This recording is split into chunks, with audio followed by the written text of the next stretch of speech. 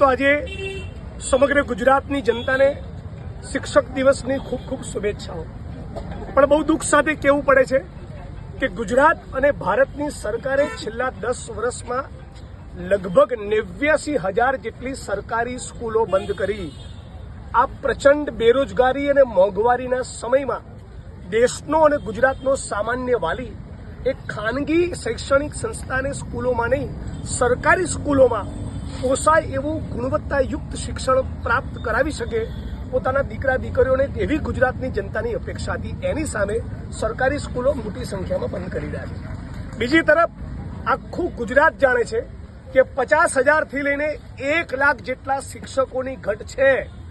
શાળાઓ નથી, વર્ગખંડો નથી, ગુજરાતની વર્તમાન અને ભવિષ્યની પેઢી બરબાદ થઈ રહી છે।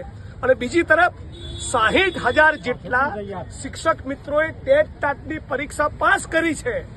તો આમાં તમારે ક્યાં કન્ફ્યુઝ થવાની જરૂર છે? આ 60,000 શિક્ષકોને તાબડતોબ 24 કલાકમાં નોકરીના ઓર્ડર આપી ગુજરાતનું ભવિષ્ય ઉજળું થાય એટલું કરો।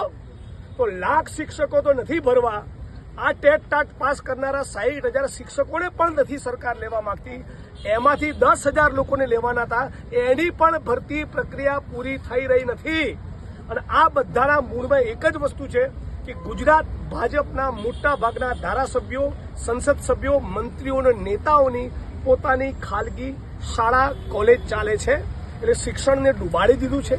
શાળાઓ નવી સરકારી બનતી નથી અને શિક્ષક મિત્રોની ભરતી થતી નથી। એટલે આજે બધા સમગ્ર ગુજરાતમાંથી આ ટેટ ટાટ પાસ કરનારા શિક્ષકો જે ગુજરાતનું ભવિષ્ય છે એ એક સુરે કહી રહ્યા છે કે ગુજરાતમાંથી ફિક્સ પગાર, આઉટસોર્સિંગ, કોન્ટ્રાક્ટ, જ્ઞાન સહાયક રદ કરી તમામે તમામ 60,000 જે લોકોએ પરીક્ષા પાસ કરી એ બધા લોકોને કાયમી નોકરી, યોગ્ય વેતન અને સન્માન સાથે શિક્ષક તરીકે આપો, તો જ સાચા અર્થમાં શિક્ષક દિવસની ઉજવણી જે રાજ્ય સરકાર કરી રહી છે લેખે લાગે।